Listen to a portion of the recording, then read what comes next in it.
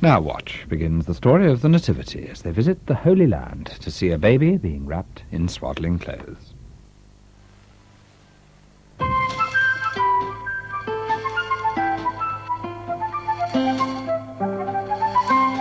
Watch.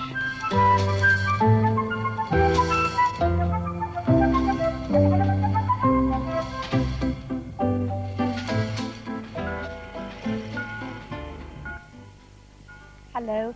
I've been listening to the bells. They're coming from that small town over there. Not a very big town, but it's one of the most famous towns in the world. Its name is Bethlehem, and those are the bells of Bethlehem that you're listening to.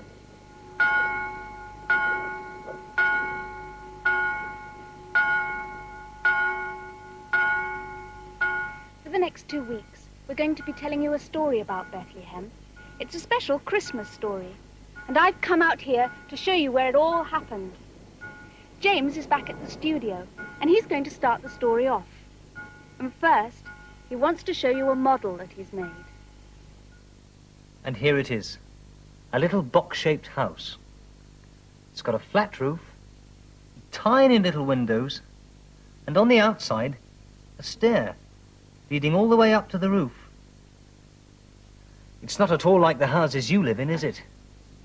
But this story didn't happen in Britain. It happened a long time ago in a country called Judea. Round this side are the people who live here. Their names are Joseph and Mary, and they're just about to start off on a 5-day journey. Now, Mary's not very happy about this. You see, she's just about to have her first baby, and at a time like that, she really ought to be resting. But a few weeks ago, a notice was pinned up in the village square. Orders of the government! Everyone must register! Orders of the government! Everyone must register! Everyone must register. I expect your teacher has a register every morning to see how many of you are present in the class. Well, the government wanted to have a register to see how many people were in the country of Judea. Now, to make the counting easier, everybody had to go back to the place where they'd been born. And in Joseph's case, this meant going back to Bethlehem. Now, Bethlehem's about 80 miles from the place where Joseph and Mary lived. That's the sort of distance that takes you a couple of hours by car, or even less on the motorway. But of course, in those days, there were no motorways, only dusty tracks like this. There were no cars either. No, if you were poor, you either walked or went by donkey. Out here in the country, people still use donkeys, and on roads like these, it's one of the best ways to travel. I'm making a donkey for Mary to help her on her way. I'm cutting the legs and the body out of a piece of folded card. 2 legs, 4 legs. The body. There we are. And I'm going to fasten on the head and the tail with a stapler. On goes the head.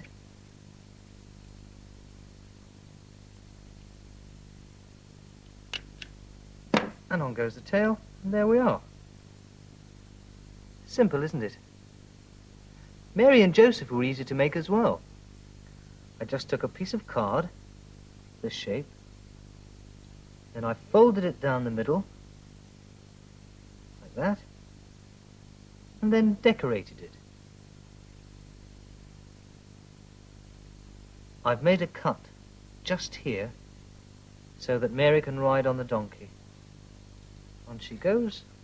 And now I'm going to put them all on this piece of card so I can start them off on their journey. Off you go, Mary and Joseph. Off you go to Bethlehem. Little donkey on the dusty road. Gotta keep on plodding onwards with your precious load. Been a long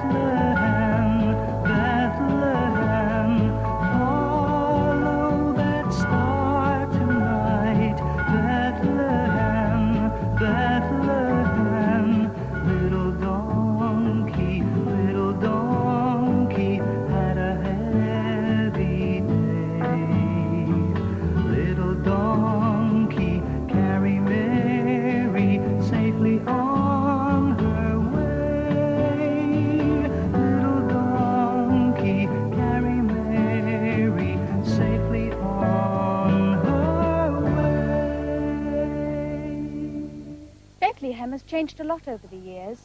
Today, the roofs are covered with television aerials. And when people arrive in Manger Square, they don't arrive on donkeys, but in cars and buses.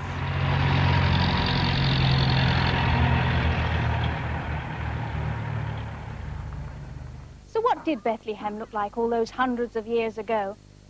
Well, it would have looked very much like this village behind me. A cluster of little houses on a hillside. In a village like this, there are no television aerials or motor cars. The streets are very narrow, so as to give lots of shade when the weather is hot. And the walls are made of stone, with little wooden doors built into them.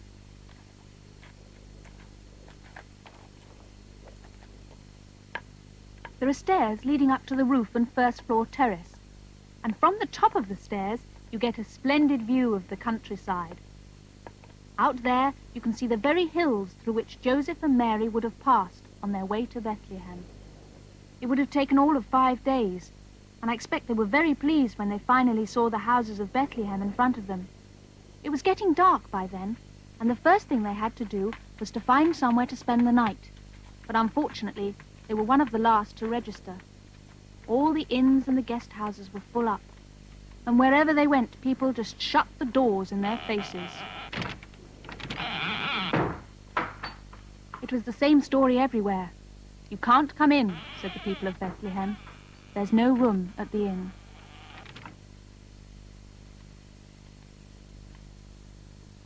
I've made a model of the Bethlehem street.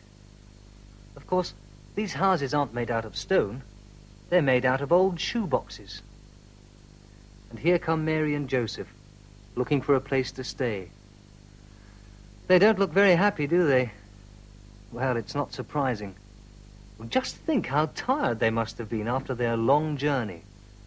And just think how lonely they must have felt. Have you ever felt lonely? Have you ever felt tired? Have you ever felt lost?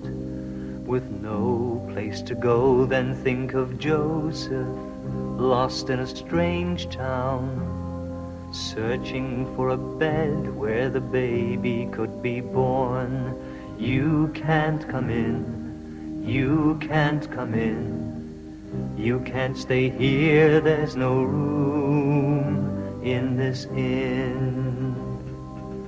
And think of Mary, her time was near now, saying to Joseph, "Oh, what can we do? Don't worry, Mary, we'll find a room soon. We'll soon find a room in an inn. You can't come in, you can't come in, you can't stay here, there's no room in this inn." From door to door, from street to street, always the answer, no room in this inn. Then one took pity, said, "There's a stable. It isn't much, but it's all that I have. You can't come in, you can't come in. Use the stable, there's no room in this inn." Early that morning, daylight was dawning. There in the stable, a baby was born. His name was Jesus. He came to save us. Open your hearts and let him come in. There must be room, there must be room. Open your hearts and let him come in.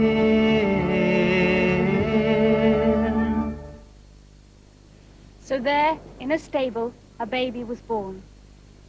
I wonder where you were born. I expect you were born in a hospital. That's where nearly all babies start off these days. Warm and clean, with doctors and nurses to look after them. But the baby in our story started life in a stable, or rather, in a cave, like this one.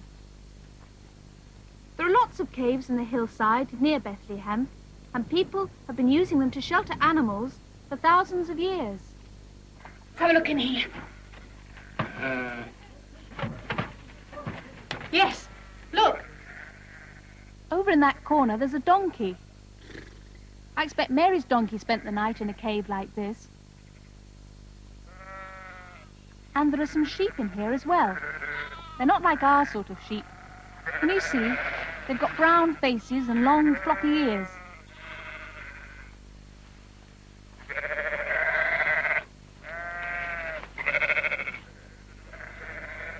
And when the baby had been born in the cave, they wrapped him in swaddling clothes and laid him in a manger.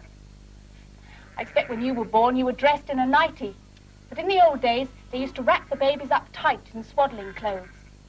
Some babies out here are still dressed like this. And here's how it's done. They take a piece of linen about the size of a small tablecloth, and then they wrap it round and round the baby until its arms and legs are all covered up and only his head is sticking out.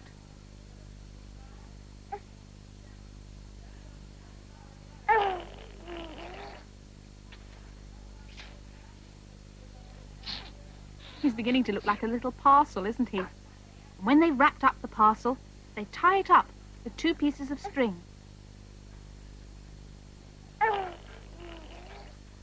And there he is, a baby wrapped in swaddling clothes.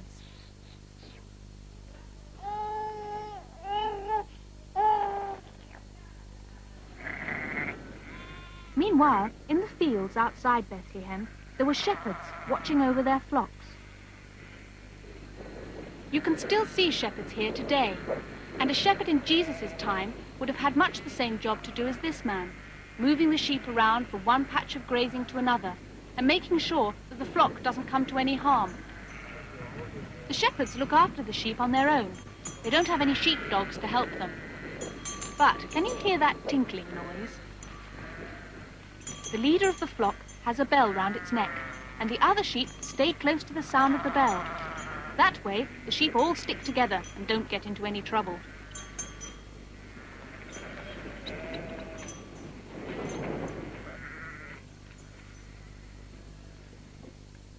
I've made a flock of sheep in the studio with nice cotton wool fleeces and long floppy ears. And over here are the shepherds. They've come together for the night so that they can take turns to stand guard. Well, that means that 3 of them get a chance to sleep, while the other one keeps a good lookout for bears and wolves. He's got a knife in his belt. And it's a good job, too, because not far away, there's a wolf just waiting for a chance to carry off one of the sheep. It must have been very cold for the shepherd, but suddenly he forgot all about the cold, because up there in the night sky was a bright light getting nearer and nearer. The wicked wolf got frightened and ran away. The shepherd was frightened too, but he woke up his friends, and soon they heard a voice calling to them.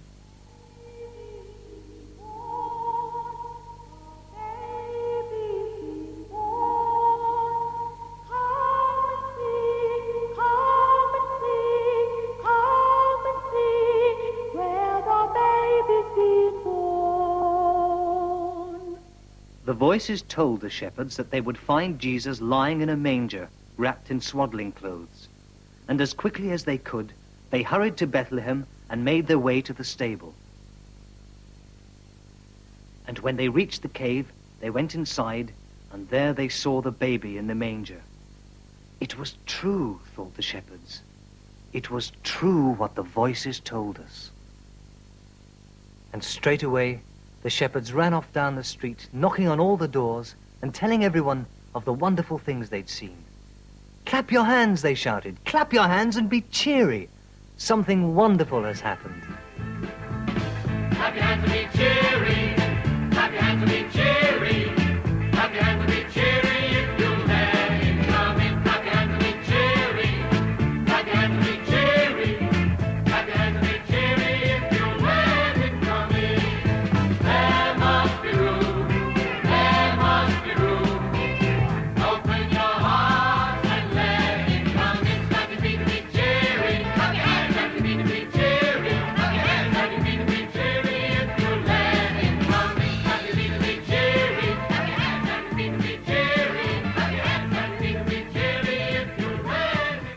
And that's how Jesus was born. It's one of the most famous stories in the world, and it's his birthday that we remember every Christmas. But our nativity story isn't over yet. And next week, we'll be telling you about the 3 wise men. Goodbye.